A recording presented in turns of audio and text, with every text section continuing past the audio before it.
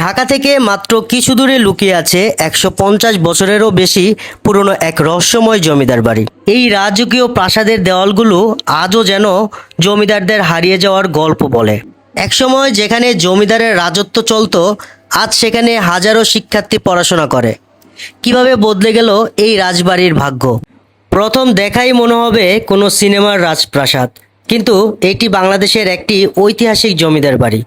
এই বিশাল প্রাসাদের প্রতিটি কক্ষের পিছনেই লুকিয়ে আছে শত বছরের ইতিহাস।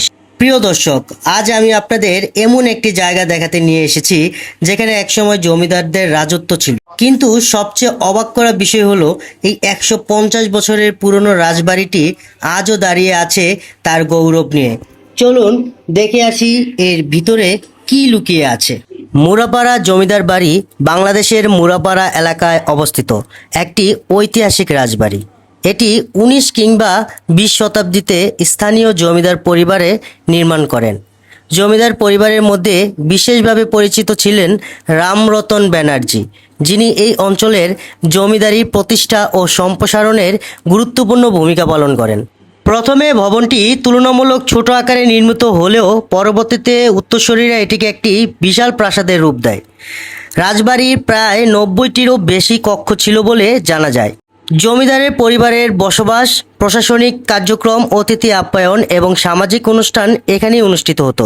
স্থাপত্যের দিক থেকে ভবনটি অত্যন্ত আকর্ষণীয়। বিশাল প্রাসাদদ্বার, দীর্ঘ বারান্দা, খিলানযুক্ত দরজা এবং ইউরোপিয়ান ও মুঘল স্থাপত্য শৈলীর মিশ্রণে এই ভবনের সৌন্দর্য বাড়িয়ে দিয়েছে। একসময় রাজবাড়ির সামনে ছিল সুসজ্জিত বাগান এবং বিভিন্ন উৎসবের আয়োজনের জন্য খেলার মাঠ।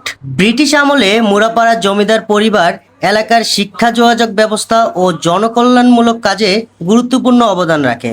স্থানীয় মানুষের কাছে তারা প্রভাবশালী ও ধনী জমিদার হিসেবে পরিচিত ছিলেন। ১৯৪৭ সালের দেশভাগ এবং পরের জমিদারির প্রথা বিলুপ্ত হওয়ার পরে জমিদার পরিবারের প্রভাব কমে আসে। ধীরে ধীরে রাজবাড়িটি তার আগের জৌলুস হারাতে শুরু করে। তবে ভবনটি পরিত্যক্ত না হয়ে শিক্ষার কাজে ব্যবহৃত হচ্ছে এখন। বর্তমানে এই ঐতিহাসিক রাজবাড়িতে মুরাপাড়া বিশ্ববিদ্যালয় কলেজ পরিচালিত হচ্ছে। ফলে একসময় যেখানে জমিদারদের দরবার বসতো, আজ সেখানে শিক্ষার্থীরা জ্ঞানের অর্জন করছে। ১৯৭১ সালে মুক্তিযুদ্ধের সময় রাজবাড়ির অনেক মূল্যবান অলংকার ও স্থাপত্য উপাদান নষ্ট বা লুট হয়ে যায়। স্বাধীনতার পর ভবনটি বিভিন্ন কাজে ব্যবহৃত হয় এবং পরে এটি কলেজে রূপান্তরিত হয়। বর্তমানে এটি মুরাপাড়া কলেজ হিসেবে ব্যবহৃত হচ্ছে। ভাবুন তো, আজ যেখানে শিক্ষার্থীরা ক্লাস করছে, প্রায় ১০০ বছর আগে ঠিক সেই জায়গায় জমিদারদের দরবার বসতো। এই করিডোর দিয়ে হেঁটে যেতেন জমিদার।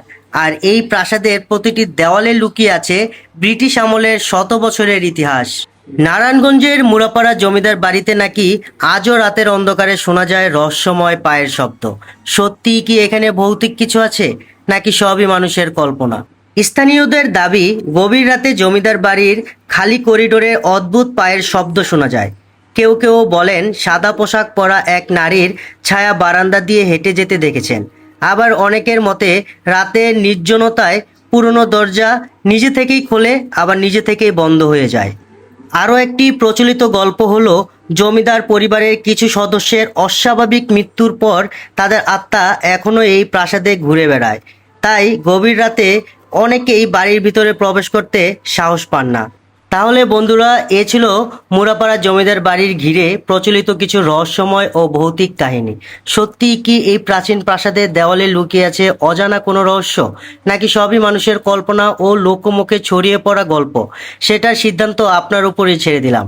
আপনি যদি কখনো মুরাপাড়া জমিদার বাড়িতে গিয়ে কোনো অদ্ভুত অভিজ্ঞতার মুখোমুখি হয়ে থাকেন, তাহলে অবশ্যই কমেন্টে জানাবেন। ভিডিওটি ভালো লাগলে লাইক, শেয়ার এবং চ্যানেলটি সাবস্ক্রাইব করতে ভুলবেন না। পরবর্তী ভিডিওতে আবারও দেখা হবে নতুন কোনো ইতিহাস, রহস্য ও ভ্রমণ কাহিনী নিয়ে। আল্লাহ হাফেজ।